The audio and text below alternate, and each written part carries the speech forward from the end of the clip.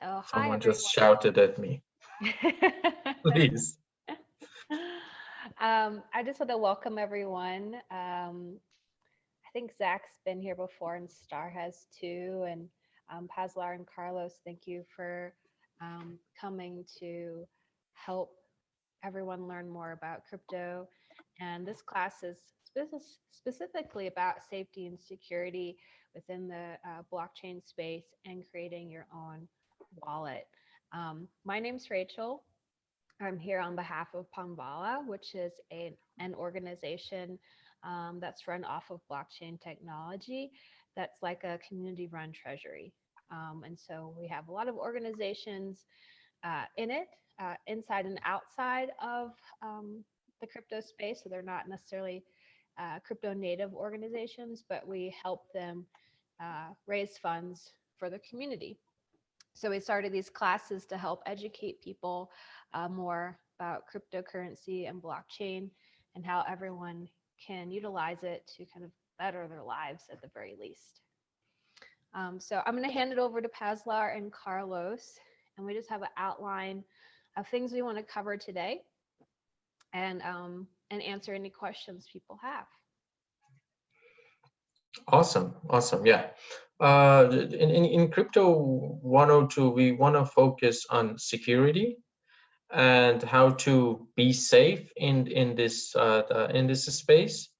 And I want to start by giving an introduction about the cryptos, which is going to lead us to why we are concerned about security. In a uh, in a traditional the banking system, you have an authority who is always protecting you at the same time having all the control over you. So you have a bank account, and if anything weird happens to your bank account, there is this bank on the street that you could go to or call and then say, something happened to my bank account, help me out. Or I forgot my username and password for my online banking and I can't get into my account, please help me out. Or I lost some money in my account, someone stole my money. And there's always someone there who checks your identification, makes sure that it is you that own that bank account, and helps you out. They have access. They can change the password. They can give you a new password if that's necessary. They can find out who got that money and stole your money and get it back from you. There is always the police who is there to help you out, find someone who stole your money.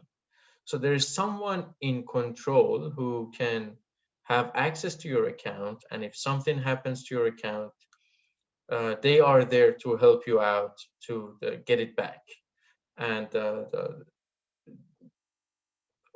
like fix everything that has gone wrong.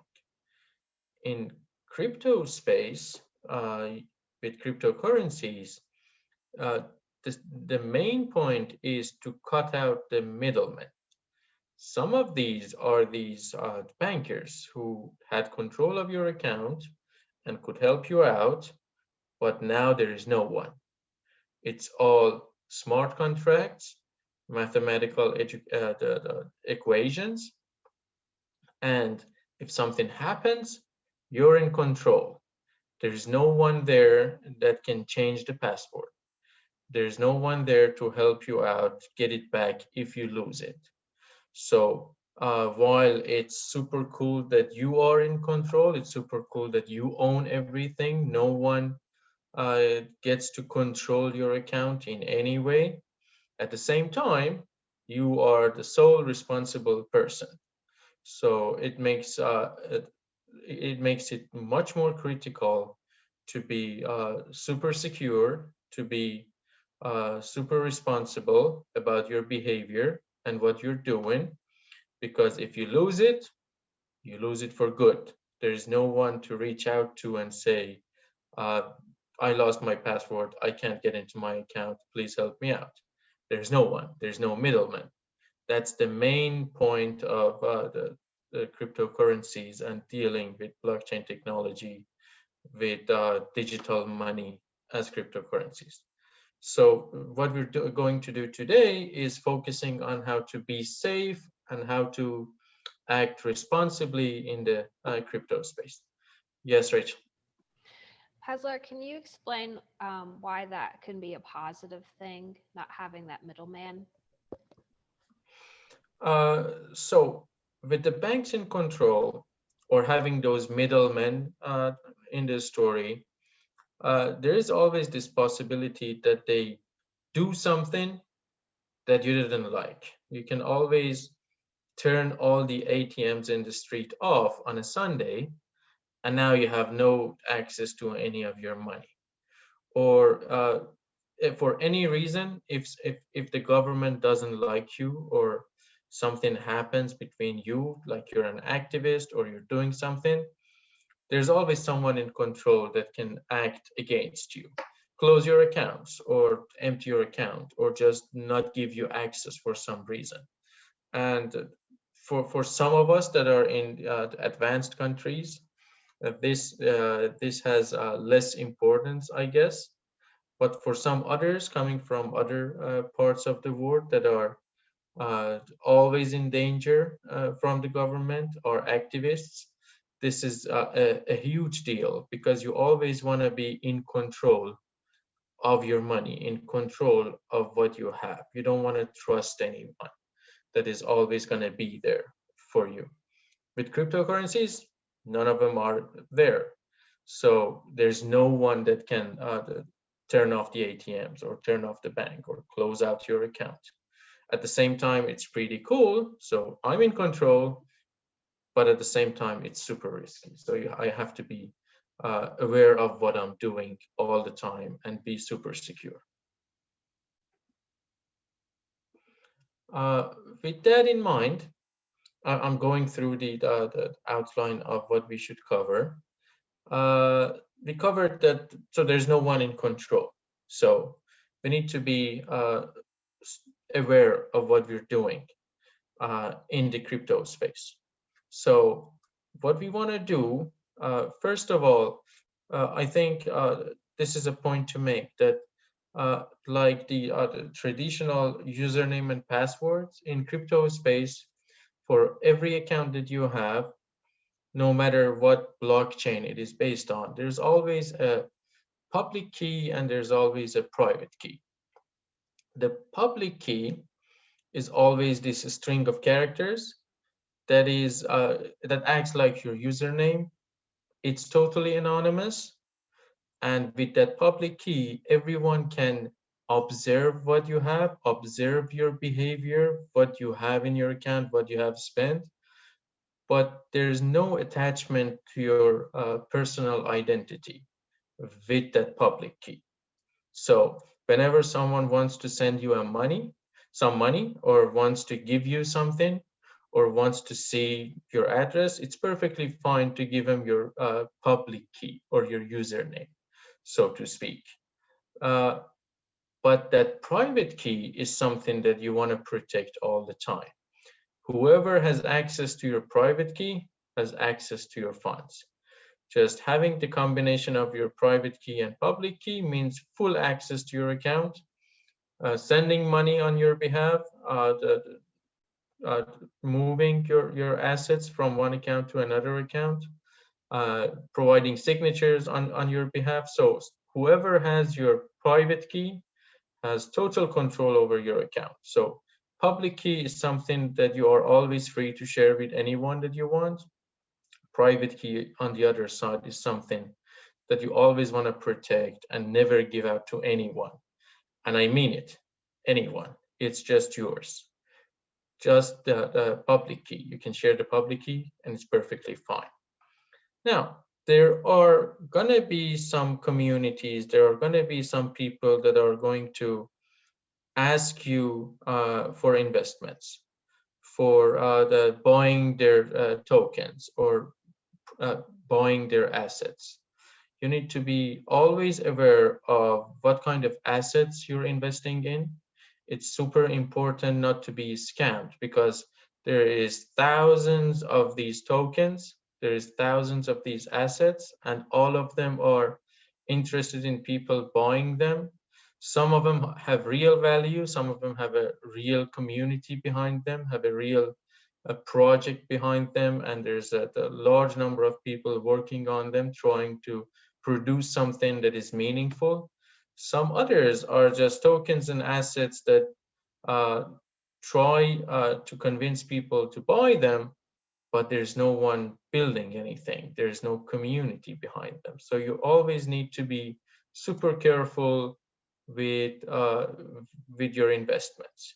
That's one part of it. Trying not to be scammed, trying to be super careful of finding the right projects, finding the right communities that speak to your purpose and speak to your worldview, so to speak.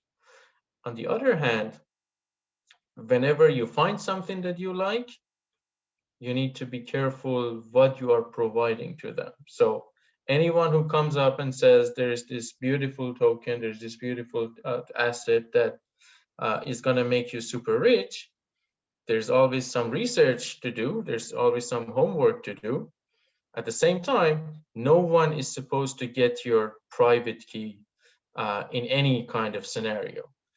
They will try to do that. They will try to get your private key and your password to get into your account and do whatever they want, but that's something that you should never do. The other thing is about the impersonators and people who try to convince you that they are someone who they are not. I have a lot of experience with that, but I think Carlos has even more experience in that. Could you talk about impersonators, people who are showing as bald, but they are not really bald? Yeah, that's something that has been happening since a long time with the cryptocurrencies space. As you know, that you can send funds that easily without permission. So people try to just leverage that to try to steal your cryptocurrency. So I have received messages from even fake Vitalik Buterin. So you really need to double check and double cross with every single message that you get, and or just if also if everything is really good to be true, it's probably because it's not going to happen. They're just going to try to steal your money. And never even trust, like, even if you have someone which you chat a lot, and he tells you that needs a loan or something, just try to get a hook on him, call him, or try to reach him through another medium, because sometimes, well, people with bad intentions just can hack easily one account and try to convince you that it's that person and needs money. And there's a lot of people that have lost a lot of money that way. So yeah, being safe is better than being sorry, even if it takes a little bit more of time to go and double check. Yes, what Zach put in there, we're giving away 10 ETH into your address here. That's a perfect scam. And lately it's even more like, every single day I woke up and in my Discord there's one or two messages that I just won zero point 0.3 Bitcoin, or yeah, it's not going to happen. It's a raffle I didn't join. Why I'm going to win a lot of money just being there? It's yeah. You starts to be a little bit paranoid with everything, as more as you're moving into the crypto space. That isn't a bad thing. That's really a good thing, because you're both trying to secure what you already have. Oh, what happened to Puzzler? So yeah. Well, I do have to have my DMs turn on. Well, Zach is saying that he always turn off his DMs. That's a really good thing for you to do. I need to have them open because I'm a mod in several servers, so I really need to engage with people that actually have some, well, request. So yeah, that's something that you need to navigate. The ones that I usually never respond are DMs on Telegram. It's really weird. What I always do is go and check which servers we are sharing with the people that are writing me. So if I'm not in one of those servers, I'm answering. But if sometimes you get messages and you try to see if there's a server which you're sharing with that person, and it's sometimes there isn't even one, so you know that they're just trying to get you somehow. uh, yeah, they would, yeah, I don't know, it's even, yeah, even, and I've seen even people that has been in the space for so long has fallen into several different schemes. So the last one, a friend of mine that has been in the space for 6 years fall for. It was a fake Discord, sorry, Telegram server about a cryptocurrency, and they just pin one message, send some that we are going to send back double, and it was a server with like 10,000 people. So he thought it was the real one. It was just a fake one, and he lost a lot. Well, not too much, gladly, but yeah, he lost money. Like it happens a lot. So yeah. So, Carlos and Paslar, would you say that, being a part of communities, and if you're not familiar with Discord, it's a place where a lot of people in the blockchain community come together and communicate with each other. You get to learn about other organizations within the space. But if you're not a part of a community and those people aren't verified by many other people, maybe it's a good idea not to trust them. Is that what you would say? Uh, Always double check. So in Telegram, there's a lot of different servers from different projects that sometimes are not official. So the best way to just try to get the official server is through official documentation from them, official website, official Twitter, something that just can lead you to the real community, and uh, that will be the best way to avoid getting, well, not scam, but getting the wrong information, because, well, by at the end you need to provide information to get scanned, or just do a transaction. So it's not like someone is going to just steal your money because you're in a Discord server or in a Telegram chat group. You need to perform some actions, like, or sending a transaction and just sharing your well, your security words, or well, as Padre was saying, your private keys. But try to be as paranoid as possible with that, especially with your money. So it's like you were walking on the street and someone tell you that he is going to check if your wallet is right. So you hand him his wallet to see if, well, your wallet is right. Yeah, it's something like that. But in this digital age, I don't know, like, we try to, I don't know, like, some people is a little bit more naive, and I've been there. Like, at the beginning in my journey, I lost 1.3 bitcoins when it was like $100. Just, I was going to buy something, and I didn't double check, and I got scammed that amount of money back then in 2013. So it can happen to everyone. Just to be a little bit more paranoid. That's it. It's just double check, double cross, and you're never, yeah, you probably waste 1 or 2 minutes more, but it's better. I think it's a good pathway to go to our next section, which is apps and websites impersonating the real apps and real websites now. Just like the dealing with people that are impersonating other people, or communities that are trying to convince you that they are the community of this legitimate project that you really like, but in reality they are not. They are just a bunch of like 50 people who are using the same logo, using the same scenario, try to convince you that they are the same project. When you are dealing with applications that you want to use, dealing with your cryptocurrencies, like I think everyone has used that metamask wallet, or the Coinbase exchange, or Uniswap. These are some famous the apps, or decentralized apps being used in in cryptocurrency, in the blockchain, based on blockchain technology. We need to understand that when we are downloading MetaMask extension for our browser, we are getting the real deal. We need to always check that we are downloading the official MetaMask extension. Or when you want to start using Coinbase or Bitstamp or whatever exchange that you want to use, always double check the URLs that you are putting in the browser. Scammers are really smart and clever, not smart, clever.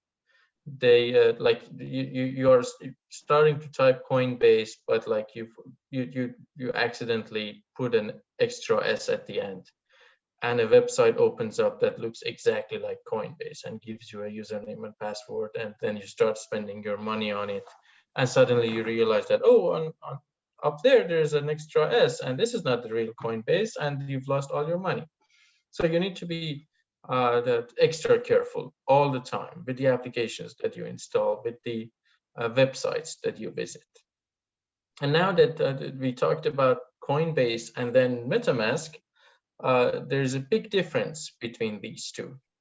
With your MetaMask extension, you have a wallet that you own and you are in control of. But with something like MetaMask, you have what is famous as a custodial wallet. So some of them are really trustworthy, but at the same time, you are trusting them. So there is a bit of trust being involved. You are not directly controlling your assets. You are having an account in their platform. It's sometimes easier to work with these custodial wallets. There are lots of fees that are cheaper when you are dealing with them. But at the same time, as I said, there is a bit of trust between you and that platform. So what they have is they have an account for you. They have a kind of a ledger for you that they keep track of what you have and what you spend and everything. And whenever you want, they promise you that they give you your assets, and almost all the time that happens there, because a good reputation is all they have, so they never want to ruin their reputation. But yeah, you need to be careful of what kind of a wallet you're dealing with. Is it directly your own, like the MetaMask wallet, or your hard wallets? Or is this a custodial wallet with an exchange or with a platform that might be really trustworthy, but not completely directly your own? So I think we covered the impersonators and being careful with the communities and understanding how to find out that the projects that are worthy to you. We talked about applications that are that need to be double checked and need to be the legitimate application that everyone trusts, not someone that is trying to create like a fake app that looks like that app that everyone is looking for. I think we need to make a step forward, and now with all these precautions, I think there is this thing in all of us that needs to that wants to get too excited all the time and spend a lot of money in investing, because one investment that you've made has made you a lot of money.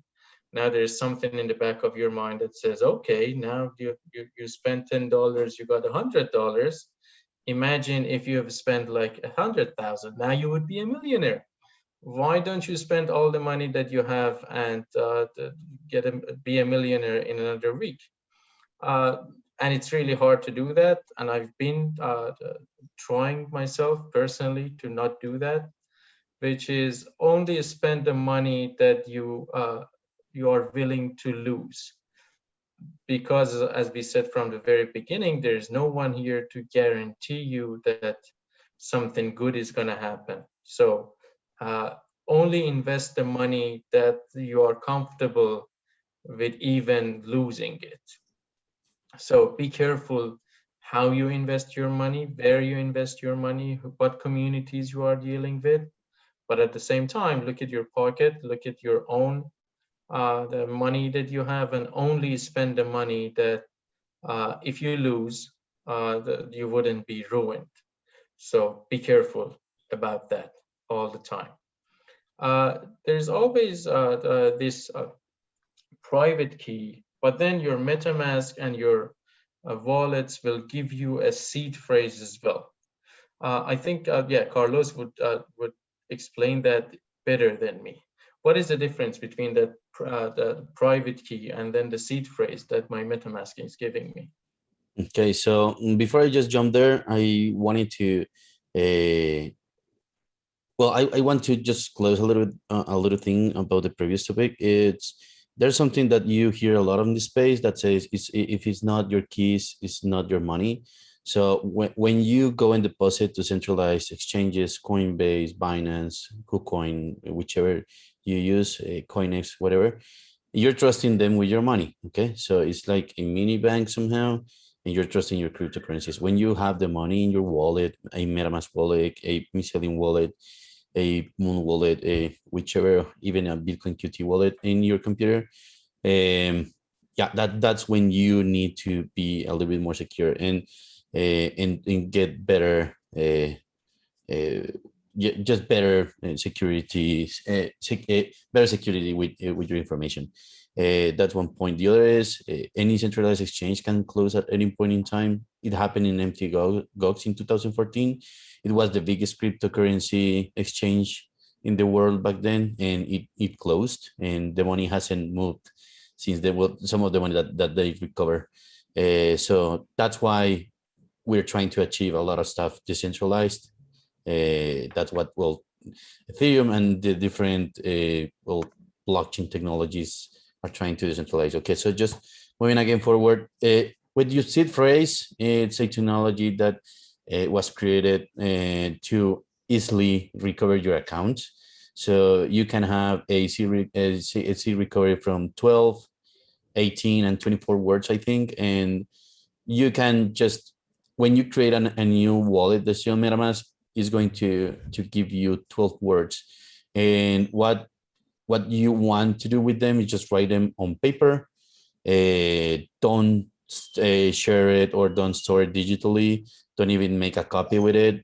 Don't print it. Just write it down with your handwriting, and please store it safely. I've been helping getting people cryptocurrencies since 2013. Some of them have been really good at this. Just write down 12 words and you'll be well set to recover your account in case you lose your device, whichever it is. And with that, it will be just good enough. Well, actually, it's enough. So the difference between those two is like with this seed phrase, you can actually create a lot of different wallet addresses. It will be a seed for different wallets. And the difference with that in a private key is that the private key just linked to one public address, just one. So that's why, well, using seeds, it's way better and it's easier to just recover as well, because, well, when you have a private key, you can have a long string of 30 to 50 characters, and sometimes you can just miss something. But the seed phrase, it's usually, well, you can have in different languages, but it's usually just 12 regular words that are really random. And that's the point, that randomness helps a lot with security. And yeah, that will be like the difference there. Thank you. Yeah.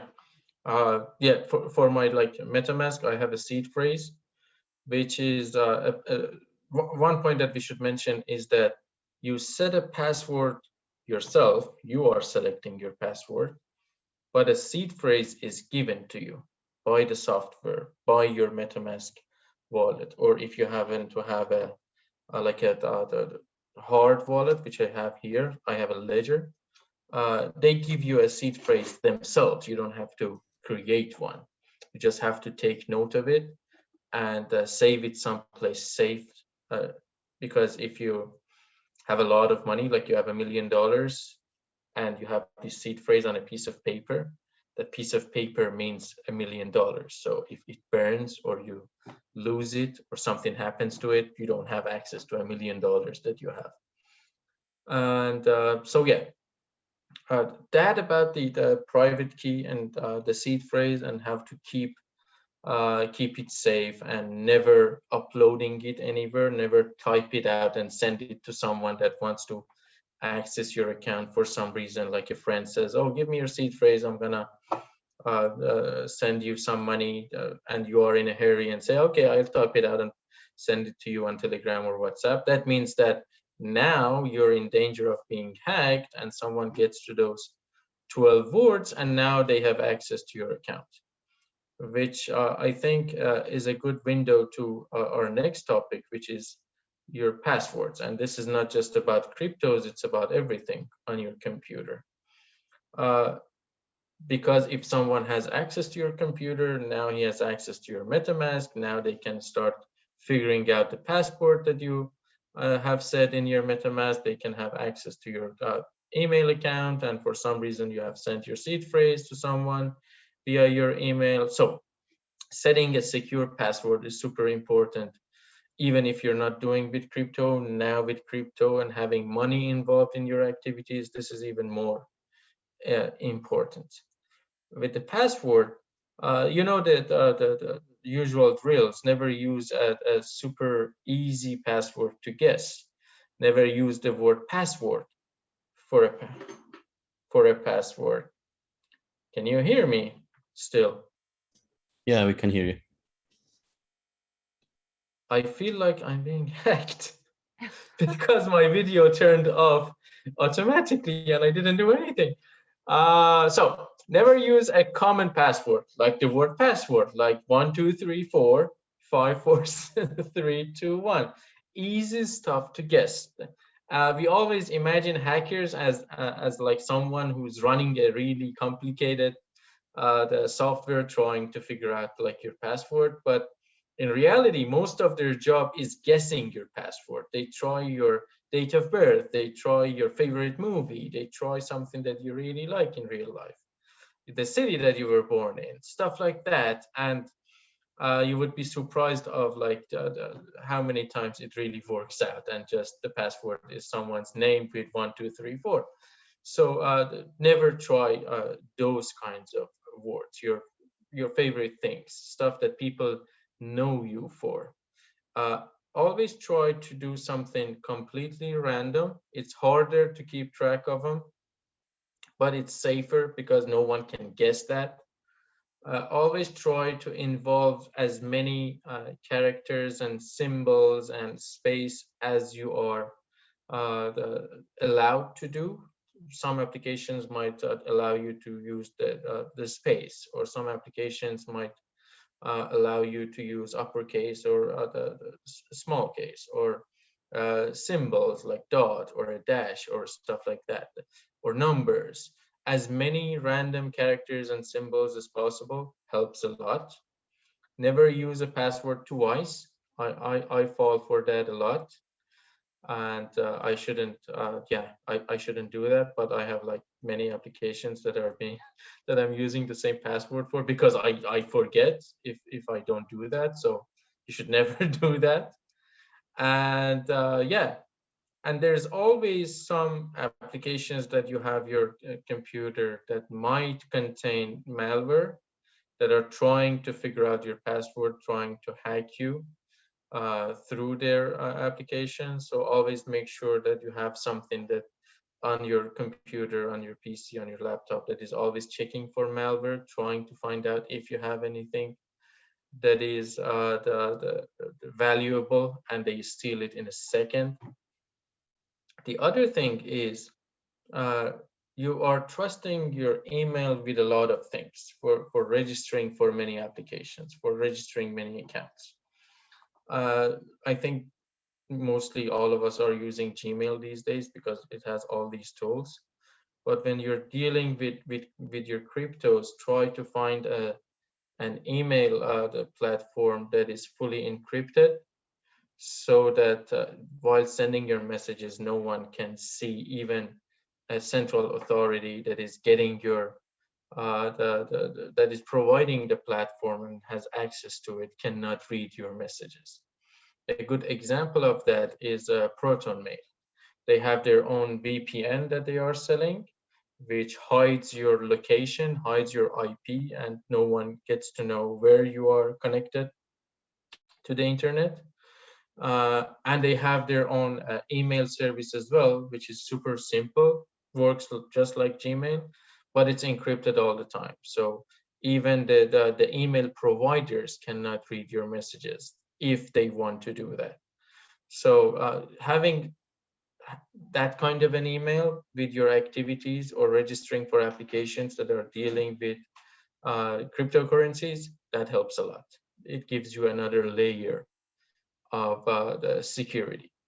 So yeah, email, password, private keys, super important. Trying to find out the impersonators, people that are impersonators, and applications and websites that are impersonators, trying to convince you that they are something that they are really not. Please, Rachel.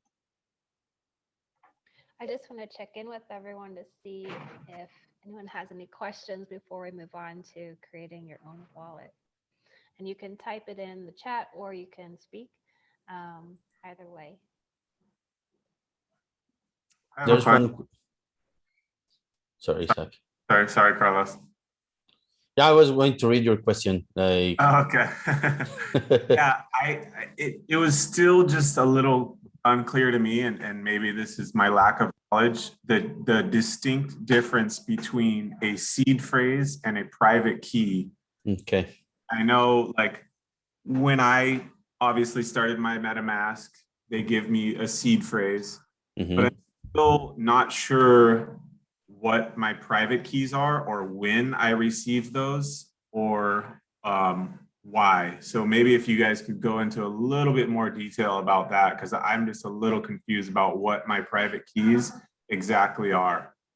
I was confused that being seed phrase. Okay, so in the past, the way you used to just storage the backup from your accounts, it was with a private key in the public key, so you can use both of them to just like charge again or just load again your wallet elsewhere.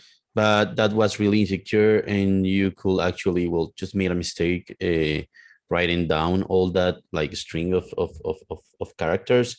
So they moved to a seed phrase. So the seed phrase gives you or allows you to create a lot of different addresses, every single one with a private key. So how this works, I don't know, this microphone, how this works is really simple. You have both the private key and the public key, and with the mix of both of them, you can just use your funds. Like that's a super, like there's way more up to it, but it's something that actually right now it's not too clear for the user because the user actually don't need that information. And it's something that I haven't even played with since probably 4 or 5 years. The point is, like in MetaMask, you can go and check actually your private key. So as people don't know what that is all about, they sometimes send it when someone asks them to send their private key because they said, okay, your public key is not good enough. I need your private key as well. And as they don't know that with that private key, that person can get you the control of that address, they just do it. And actually, as I don't know if it got cleared, but once again, with the 12 words, you can create a lot of different addresses, and every address has a private key. So it's called a seed phrase because of that, because you can just sit and create a lot of different addresses with just those 12 words. And yeah, it's a technology that it's not duplicated because we need the private key for everything with different blockchains, but it's something that it has been hidden more and more as time goes forward, because it's easier to just get mistakes with it and lose funds. I want to add a bit. I think that made me made it clear to me better the other time when I asked it many years ago, which is like the seed phrase that you have in your MetaMask opens your MetaMask. And this metamask extension is controlling or helping you control many single Ethereum addresses, because MetaMask is an Ethereum-based wallet.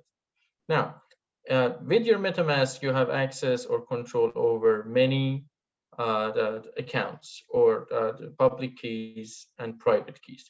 You don't have to deal with private keys anymore with your MetaMask, because now you've had your seed phrase, you put in a password, and you are inside your MetaMask. But each of these single accounts or single wallets inside your MetaMask has its own public key and private key. Now, suppose you lose your MetaMask and you want to access one of your wallets that has a lot of money inside of it. Now, you had the private key, and you can use your MetaMask and export your private key. You can say, okay, for this wallet with this public key, show me my private key. It asks you for your password again and shows you the private key for that specific wallet. And now you have access to the single one without even having to use your MetaMask. So a seed phrase for your MetaMask that is helping you control many or a number of wallets, and each of these wallets having a public key and a private key for its own. Zach, did that answer your question? No, that just confused me more. Like, Sorry about that. I think the point is like, I'm Let me still show like, my- where do you find your private keys? So I was under the impression that my MetaMask yes, is one wallet, and my seed phrase for that MetaMask is my private key. Is that correct? No. that is incorrect. Like, actually, you can go to your MetaMask. Like, if you want to do well, if you have it already, you can just go to the MetaMask and click on the little like circle, okay, and just then you can create a new account. Like, so this if, is my MetaMask Yeah. right now. You can we can talk over my MetaMask, and I go and do whatever you want cool. me to do. Just But I wanted to show what it looks like. Yeah. go to the like the circle on top of you can create a new account. So Okay.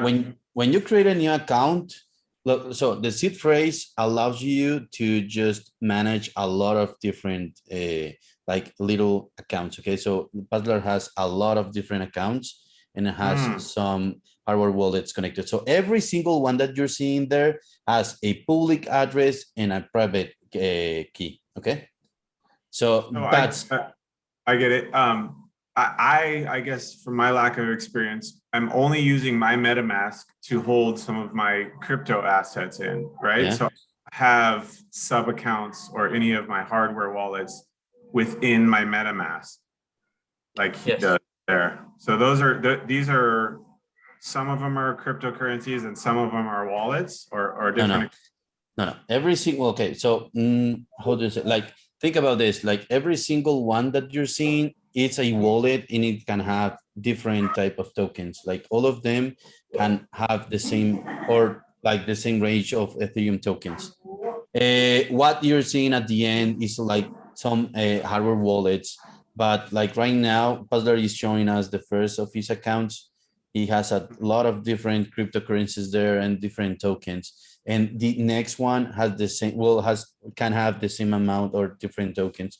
So the point here is like with your seed phrase, you can create a lot, like, I think will be a little bit harder to understand. Like, okay, with your MetaMask, when you have the seed phrase, 12 words, you can create different addresses. Every single address has a private key, okay?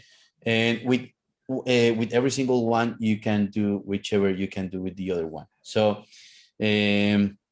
I think I just getting things a little bit complicated, like getting complex to you. So Wait, one more thing. Where do I see my private key? How do I find my private key for any of these? Actually, I'm gonna show you in here. Okay, cool. I can show you in my this account, because this one is something that I'm not super sensitive. No. You're not going to show that. Like you probably want to just show where click on the little Yes. circle in settings. I think like it's something that you usually never do. I haven't done it since, I don't know, as I told you, probably 4 or 5 years, because it's something that you actually don't need. As you have the seed phrase, you can get like right away, as you're seeing here. With that, it's enough to secure your accounts. Like honestly, probably like getting you to show, or these wallets having the ability to show you your private key that easily is going to be removed somehow in the future. And you usually use that when you want to interact with different APIs and just will higher level stuff. So I think it is in advanced. Honestly, I really don't remember. You can watch it in MetaMask, but it's something that you don't do like now as you used to in the past. Like even in Bitcoin in 2013, I play a little bit with private keys and public keys, but it's something that you don't do that often. I don't remember what can I see. Let me try to find it by myself. Because I always hear the phrase. I always hear "not your keys, not your crypto." So I'm like, where's my keys? Like if I don't know where my keys are, then I guess I don't know my crypto. Like your 12 words are doing that, are saving your keys. That was my question. That was my question. Is my seed phrase, those 12 words, basically more or less my keys, my private keys in essence? I would say it contains them. Like the seed phrase is giving you access to your whole MetaMask extension that is controlling all these addresses that you have, all these wallets that you have. Like if I put in my seed phrase in another browser for a brand new MetaMask, it recognizes these all addresses that I have here. So it gives me control to all these addresses that I have here. Now, for each of these addresses, now I can export my account details. Paslar. Yes, like in here, which I called Baba for some reason, I can copy my public key here and send it to someone to give me something. Now I can go to account details here and say, give me my private keys. So this is the public key. For each one of them, click on these 3 dots in your MetaMask and say, show me my account details. And then it says, export my private key. When I click on that, it says, oh, before you do that, give me your MetaMask password, which you always put in when you want to open it. And then if I give it to it, it will show you my private key as well. Now, with that public key and private key, even without having access to my MetaMask, I can sign something with another browser or with something that I don't want to deal with my MetaMask. I can also save my public key and private key of this specific account without having to deal with the MetaMask anymore. But that seed phrase is for your whole MetaMask extension, gives you access to all these accounts. Gotcha. Yeah, it's something that you should not actually, you probably not share, not copy.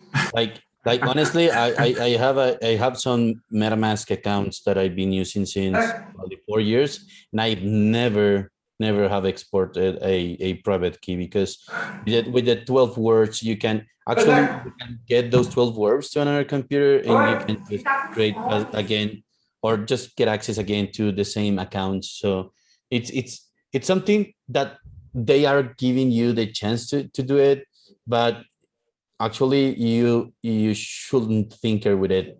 If you're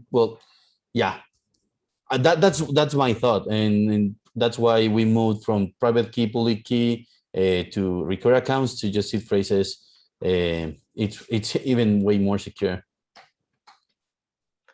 I want to give an overlook to the whole MetaMask extension, because that's one of the points that we want to cover in this session. I want to say that, okay, when you open your MetaMask extension, do you see the extension as well if I open it? Yeah. Like this? You see it? Okay, cool. So Weird. when you install your MetaMask, you have these wallets, and you can create as many as you want. You can also import other accounts as well with the public key and the private key that we just talked about. Now, inside any of these accounts, I can open as a wallet and see all these assets that I'm holding in that wallet. Right here, I have some ETH, I have some Bright ID subs, I have some Fun Wallet tokens that are for governance, I have some trees, different assets that I have. The point is that this MetaMask is all for assets that are based on Ethereum standards. So MetaMask is just for Ethereum standard and Ethereum based cryptocurrencies. You can have different wallets or different extensions for different blockchains. Yes, And Rachel. I just want to check in with people. Does anyone not have a MetaMask wallet? Because I'd like to go over how to create one if you don't yet have one. Padler, go to your profile. Uh-huh. I don't know. No, it doesn't allow you. Okay. No, don't do it. Yeah, just wait for see someone has Yeah. who wants to know how If to sell it. yeah, I think that if there is anyone who doesn't have a MetaMask, the address is metamask.io. I think we can give everyone a link. I put it in the Uh, chat. yeah, it's a super simple software to install. It works just like other extensions that you have on your browser. You can have it on your the Chrome. You can have it on your Microsoft Edge, on your Firefox. You can have it on Brave. Different browsers, they all support it. I think it gives me uh, okay, you can have it for Chrome, for Firefox, for Edge, for Brave. So all these support it. You can install this extension on any of these browsers that you are comfortable with. When you install it, you open it up. It gives you to set a password for it. It gives you a seed phrase that you want to save somewhere.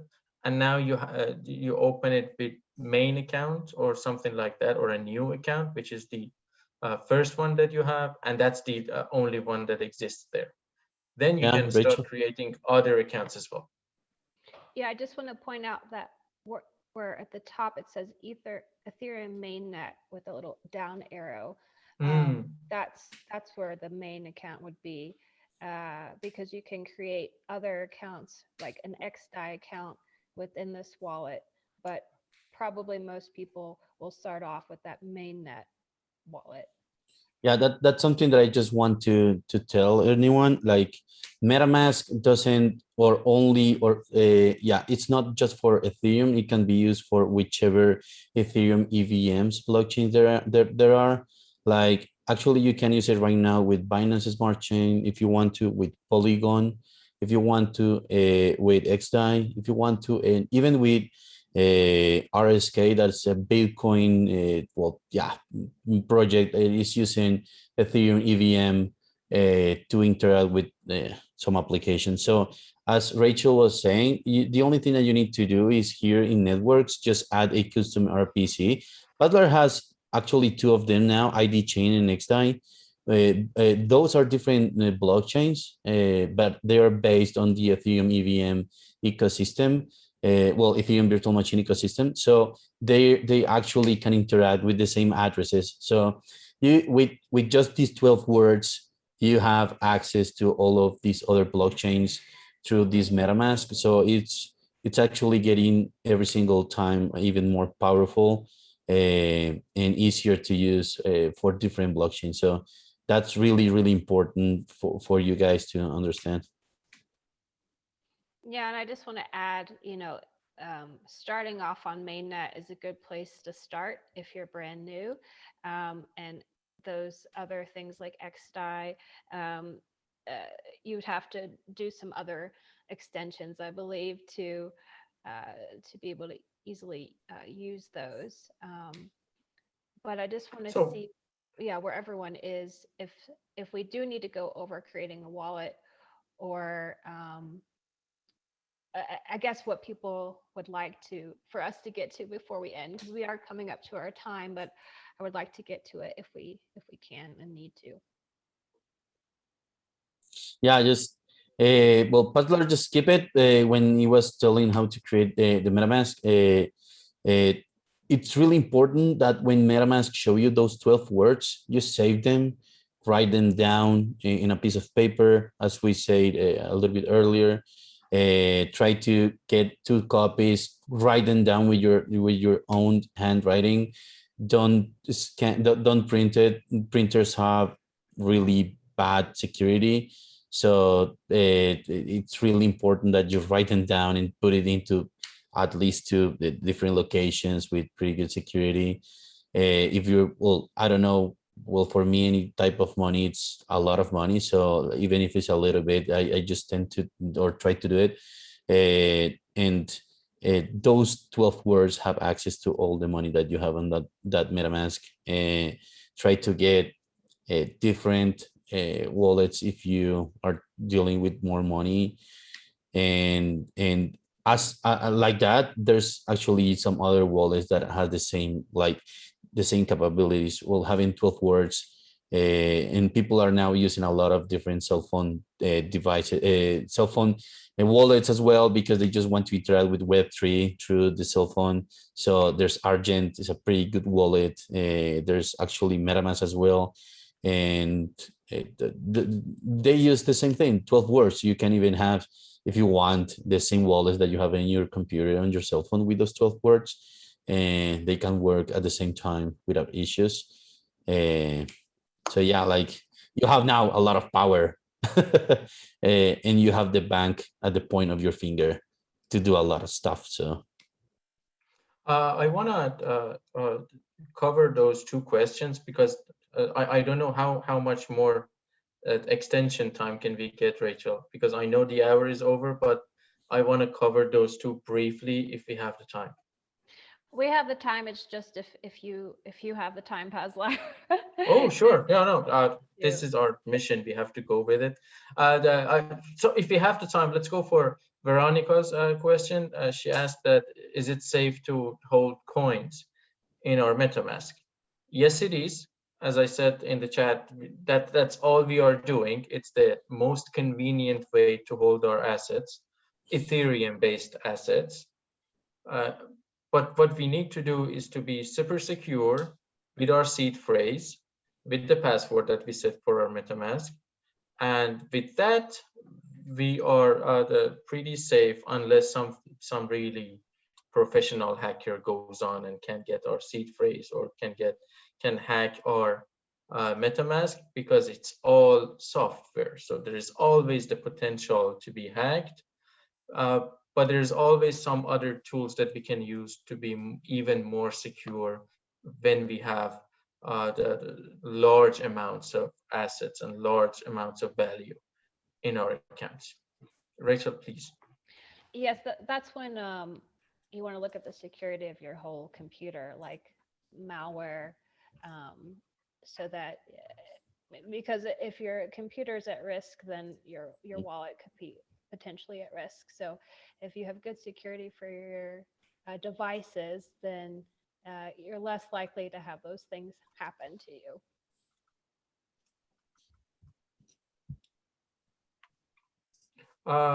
There are, I think there's a question that is that we want to talk about that has to do with what we just covered here.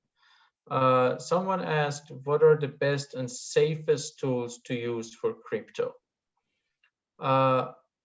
And then, yeah, people are asking about Ledger right now. Now, MetaMask is a wallet that you own, but it's a software wallet. It's on your computer. It's a software that you install on your browser. There's also hardware wallets. Ledger is an example of that. Or what's the other one? This is slipping my mind. What was it? Trezor wallet, and Trezor, yeah. I keep trying to remember, but I don't, because I'm at Ledger maximalist. Nah, Trezor is cool. Each one of them has like their own fans, and it looks like something like this. just like at the usual the USB drive. USB flash drive that you have, and I connect it with my to my computer through a cable, a simple USB cable. It has a display and it has two buttons, and it has all the magic and the encryption inside this the kit that it has inside of it. Now, the difference is that with your hardware wallet, when I disconnect it from my computer, no one is able to hack this because it's offline now. No one has access to this ledger or this hardware wallet at any point. So a hardware wallet gives you an extra layer of security to your whole account.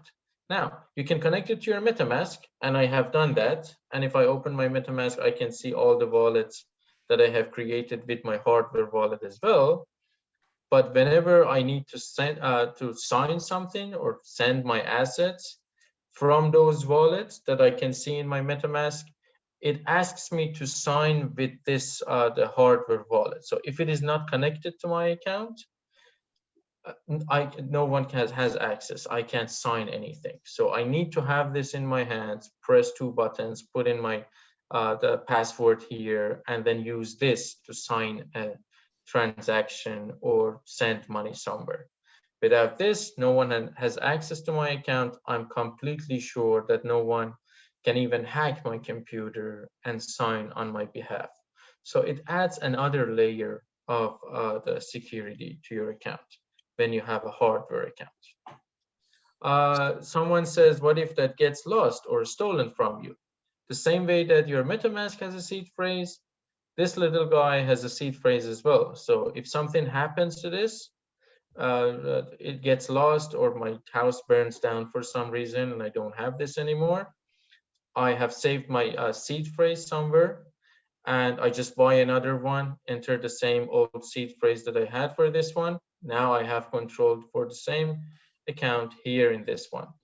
Again, the seed phrase comes up. The seed phrase gives access to this the ledger as well. So if I lose my seed phrase and for some reason I lose this one, I have no access to my ledger anymore. So if you don't want to lose your things, you always need to be extra careful with your seed phrase. The other question, if I may, is about a safe place to always be updated and keep updated with the articles about cryptocurrencies, and like somewhere that you can trust, somewhere that has always up-to-date articles that you can read and educate yourself. I think Carlos would be the one to answer that question. Kofi says, where do you get one of those hardwares? Ledger has a website. I'll give you a link. And you can always buy directly from them. Don't ever buy second-handed or from Amazon or anywhere. Safest way is to buy Ledger from the Ledger website, which is ledger.com. I'll give you a link. But yeah. Carlos, where do we read articles about cryptos? I think you should just copy the link. So, okay, so I usually get them from Twitter because I'm following like all the accounts of the different like information sites that I just read constantly. So you'll be Cointelegraph, you'll be CoinDesk. There's some in Spanish as well because, well, I'm in a Spanish-speaking country, so I tend to read them as well. I used to work for Bitcoin.com in the news, so I read Bitcoin.com news as well, the Bitcoin.com news site. And there's from time to time information more technical that I get from Nansen. And well, I like a lot the Banklist information because, well, they really deep into DeFi stuff and Ethereum stuff that I really like a lot. So for things a little bit more macro, I go with the first ones. So just give me 1 second. I'm going to start writing them down. So you can Cointelegraph, sorry. I think Rachel has a question or wants to say something. I'll wait till Carlos is done. Thanks, Paslar. Yeah, you just can keep like talking because like while I just trying to get all of the links here because there are a lot. Okay, thank you. I just want to make sure. I think Veronica asked this question about transferring coins or tokens from Coinbase to MetaMask, if that's a good idea or an option. I guess it's always a good idea to not keep money in Coinbase and always have it in your own account. Because for any reason, if Coinbase decides to like turn off the website for like 2 days because they are having maintenance or something is happening, then you don't have access to your assets. But when you have it on your MetaMask, it's always there, and you always have control, and there's no one to shut it down, so to speak. So I personally use Coinbase or Binance just for cashing out or cashing in. When I want to sell some cryptos, I transfer them to my Coinbase. I sell them at the moment, convert them to fiat money or the normal money that we have, like dollars and stuff like that, and then I send it to my bank account. Or I do the same, the route vice versa. When I want to buy cryptos with my money, I buy with my Coinbase and immediately remove it and move it to my MetaMask. And moving assets from your Coinbase to MetaMask or your MetaMask to your Coinbase works exactly the same way that you send cryptos to anyone else. You have a public address on your MetaMask and you have a public address on your Coinbase. If you want to receive something on your Coinbase, you say, I want to receive some Ethereum, gives you an address. You go to your MetaMask and say, I want to send this much of this asset to this address, and then you sign it, goes to your the Coinbase. And the opposite is true too. In your Coinbase, you can say, I want to withdraw some cryptos or send some cryptos from my Coinbase. And you give it your MetaMask, one of your wallets in your MetaMask. The public key, you send it as the address, and then you say, okay, I want this much ETH or whatever token that I want to my MetaMask on your Coinbase. So yeah, I personally always recommend having as little as possible in your custodial wallet. Having control over what you have yourself is always a better option. Please, Rachel. And then there's another question about sending assets from your ledger to MetaMask and where you can see those transactions if they show up in your MetaMask. So okay, let me take this, Carlos. Sure. There's two ways in which you can see what you do in with Ledger or with Trezor, with any hardware wallet. You can use their software. Like Ledger has a software, Trezor has a software, so you can go there and see those transactions.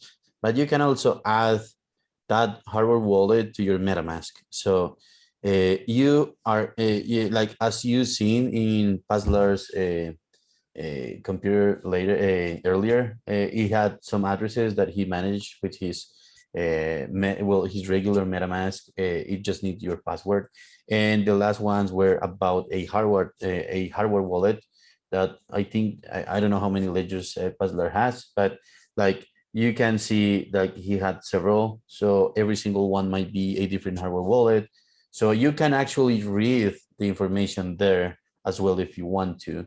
So that's a little bit with a little bit more expertise you can do it, but those things are usually easier to get when you try them, and having the hardware wallet and doing it, it's probably the best way. But with both way you can do it, and if you're foreseeing transactions, if it's especially on Ethereum, you can use just the blockchain explorer that we use with Ethereum. So I don't know if Pastor wants to add something else. I'm just trying to see if we are not missing any other questions. So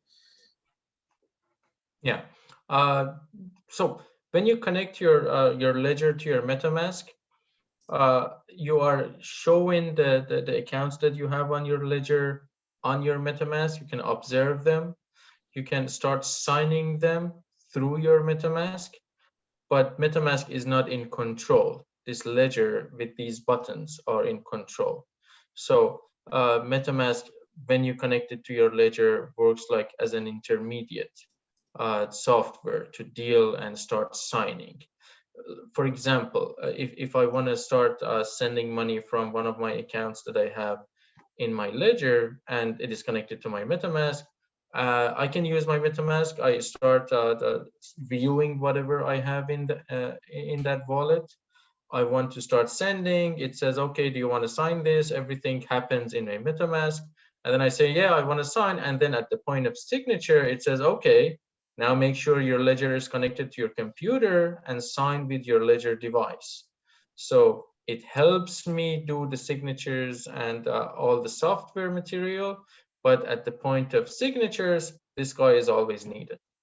So for people to understand, when Paslar says signatures, you just click a couple of buttons. You're saying yes, yes, yes. That's it. So it's not like something really complex. No, just like when you click on accept, when you're doing in your wallet, you just click in a button. So, but yeah, that's the correct way to say. You just signing a transaction that you actually are the owner, and well, the device just gives this more security to it, and as well, just to please just to have in mind that if you want a hardware wallet, I know Paslar already said it, but it's really important. Go to the official websites. Never buy second-handed hardware wallets. Never. Like, even if it's way cheaper, it's not worth, because it can be tempered. So go to the official websites and try to get them in the official websites. They're not that expensive, and it's worth to have if you will have actually any amount of funds. Like it's really good to have, and they really secure. So in Coffee, it's asking about the transactions. Well, this is now about everything related with well, I think I'm just going to read the question. In my understanding, these transactions are primarily to avoid bureaucracies of the traditional banking system. So if you keep going to store your assets there in different world exchanges, stuff like that, doesn't that defeat the purpose of using cryptocurrencies? So as we were saying, not your keys, not your money. Yes, at some from some reason, like at some point, yes, it is, but the other way around, not every single person is it's going to use a decentralized wallet or a secured wallet like that, or just a non-custodial wallet.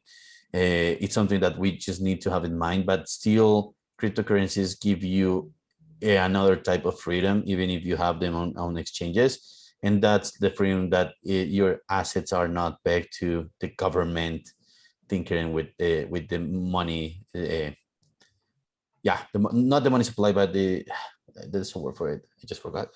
And the money policies and stuff like that. Rachel has a question. Yeah, I just wanted to add to that, Kofi, like for people who don't live in first world countries, cryptocurrencies can be really stabilizing for them, because the currency doesn't fluctuate at the whim of the government. And so it is worth it to those people to be outside of the system. But I want to honor everyone's time. Paslar, could you quickly just kind of walk us through the process of setting up a MetaMask wallet? Like try to do it in your Edge or another browser, so you can start from scratch. Yes, I can do that. I guess I don't have one in my Firefox, hopefully. Oh yeah, I don't have it. Let's go. Let's start doing that. And I'm going to share my screen. Show Mozilla Firefox. So as I said, I'm going to go to metamask.io and download the MetaMask extension for MetaMask. I will add to Firefox. Come on, add it. There you go. Allow this extension to run in private window. No. Yes. Yes. No. Okay. Well, why not? I don't know. Like You don't recommend it? Like, I don't know why you use private window for. Because I'm not going to use it at all. I tend, well, So, for me, in my countries are really simple to just get a little bit of, well, I'm not going to tell it because, well, yeah, I like torrents. So sometimes those websites are filled with different stuff, but I don't think there's an issue with it. As I told you, I'm a little bit paranoid, so I tend to just, yeah. Me and Carlos come from countries that are not as secure as where others might be living at. So I installed my MetaMask as an extension, comes up here as like all the other extensions that I might have.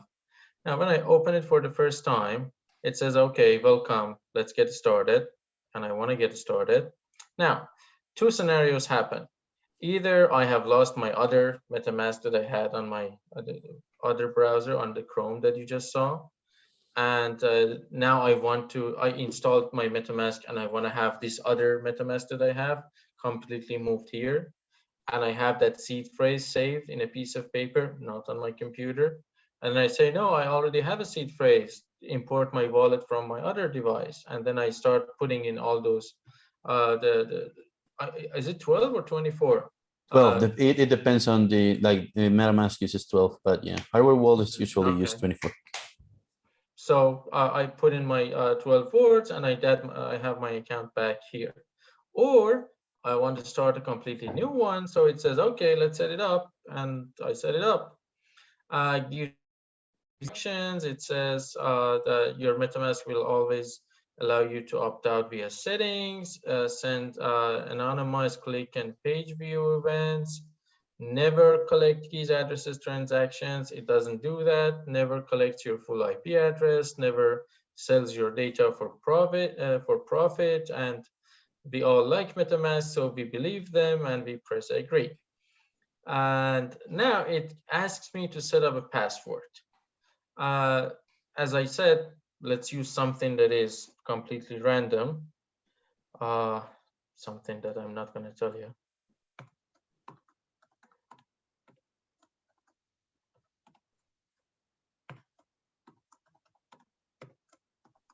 Okay, and I have read and agreed to terms of use. No one has ever done that, but we always click yes, we save.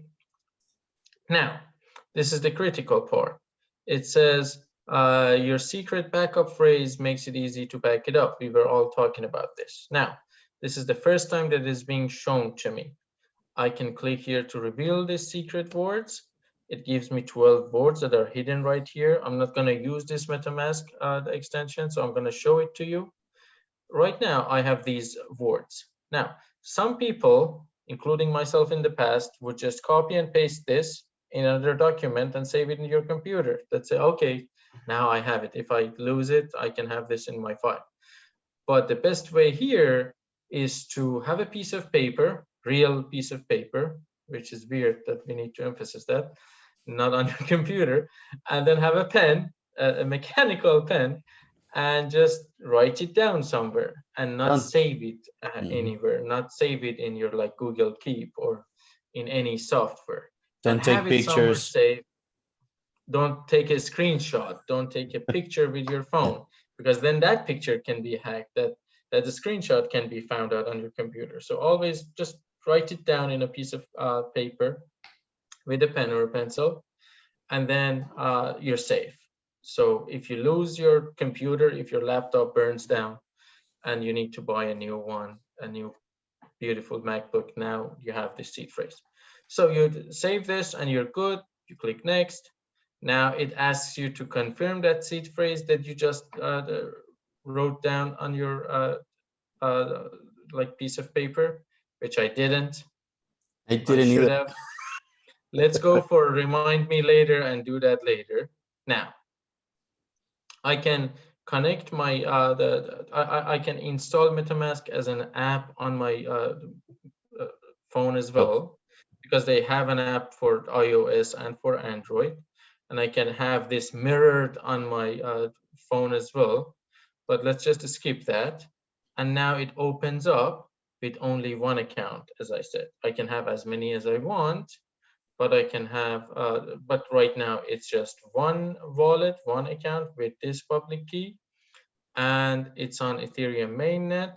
I can have all these other networks as well. I can add new the networks to this list of networks as well. And currently, I have nothing in there. I can have this address, copy it, and then use it, send it to Carlos so he can send me some monies. Don't send it. I don't have money. So, Yeah. So yeah, just create a new account and then take this opportunity to show a private the private key. So create an account. Sure. Just create an account, yeah, call just, it. I don't know. What should I call it? This is really important. Test. AB. Okay, cool. And let's create it. And now So, I can say account details, show me my private key. It says enter your password. I'm gonna enter my password, but I'm not gonna tell you what it is. This is like, I hope it's right because I wasn't paying so much attention. There you go. there it is. Was right. Now it gives me my private key as well. Like with this public key and this private key, even if I don't have my MetaMask, there are other softwares that would allow me to deal with my wallet, which is this one, like with this private key and with this public key and this private key. So that's basically it.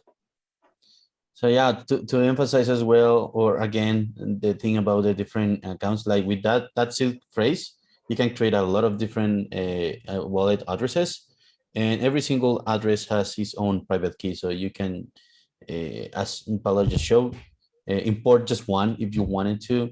It's something that you should try not to do. It's less secure, but it still gives you the chance to do it if you need to. So that's the beauty of this. Like you have the full control, but you have more responsibility over your stuff.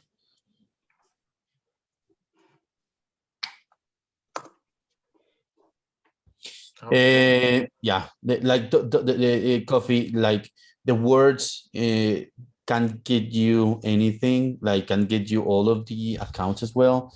The private key was just a showcase. You really don't need to do it.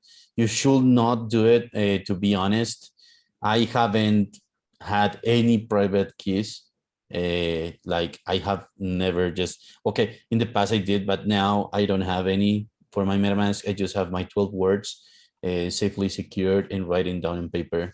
It's just to showcase a little bit, well, one of the questions that we had before. So it's long, but they're really, really easy English words. So there's 12, and we're not saying you need to remember them. You just need to write them down and have them secure. They are in order. You please don't switch the order of the words. If you switch the order, you might not never get back your account. And what else? Yeah, every single word, and when you write them down, you need to put a space on them. Okay, so some people have had issues with it. It's normal because you don't know if you need to put a space or not, but you need to put a space between the words, and that's it. Well, perfect. I just want to thank Paslar and Carlos for their time and teaching us all a little bit more about the security and safety in the crypto space. Thank you for everyone who was able to come live. I'm going to send this recording to your email addresses along with the chat so you have all the links. Yes. Any last comments, questions before we sign off? Okay, there's a question. Okay. For me, it's fine. I'm not sure why someone said your voice is low, but for me personally, it's pretty good. Yeah. Okay. So Star is asking if okay, so to put money into a MetaMask wallet, I have to have something like a Coinbase account to access my bank account. So this is like just how to get cryptocurrencies, it will be probably the question here. Like the way you can get them is you can transfer money from your account to an exchange like Coinbase or Binance or stuff like that, in which you can buy different cryptocurrencies and then send them to your MetaMask. I think MetaMask allows to buy directly from different places around the world. I really don't know because in my country it's not allowed. So you can just go there, and actually I think you can pay with your credit card to buy different cryptocurrencies through MetaMask, I think. And there's other applications that allow you to. So the point here is the banking system right now is not highly correlated with the cryptocurrencies. Probably the best way to think about it is like a different system, a part of the banking system. So if you want to join the crypto space, you need to acquire that cryptocurrency somehow, being buying from these platforms, buying to a friend, or buying to a peer-to-peer exchange like localbitcoins.com or something like that, or localcryptos.com that works as well. And from that point, you can send the cryptocurrencies to your MetaMask. And for doing the other way around, it's the same thing. You need to sell your cryptocurrencies in a platform that allows you to take that money to your bank account, or that money to a, I don't know, a credit card, like some platforms are doing now, or you sell the money to someone that you know, or just use them to buy stuff on Amazon or Newegg, or I don't know. There's a lot of different places and you can use your cryptocurrency to buy stuff. But those are different systems, so it's not it's really important to separate them, and we are probably going to see them more like aligned in the future with the different stuff that is happening on top of Ethereum with the DeFi. But right now it's like that. They're two separate stuff for the timing. That link I put, that coinbase.com, is how if I want to put money in my normal account, like my US dollar account, I can exchange it and add it to my US dollar account. Cool. To do any other kind of exchanges on there. Awesome. Yeah, I cannot use Coinbase, so not yet. Really soon, hopefully. Coinbase goes to Colombia. Sorry, I always interrupt Rachel. Me and Rachel talk at the same exact time. Sorry. You're fine. What were you going to say? I was saying that Coinbase is kind of banned in like Colombia, where Carlos is based, in Iran, where I was based a year ago. So yeah, some people don't have access to Coinbase. I have my Coinbase account open, I think since 2014, and I haven't been able to use it for anything. Like, yeah, I'm just not allowed to. Because are there websites you would recommend that you can use, or Paslar, that that maybe you can there are some local websites or local markets that are available in Iran, that people get to know with each other, and they work with the Iranian banking system.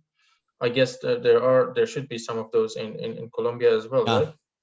There is a couple.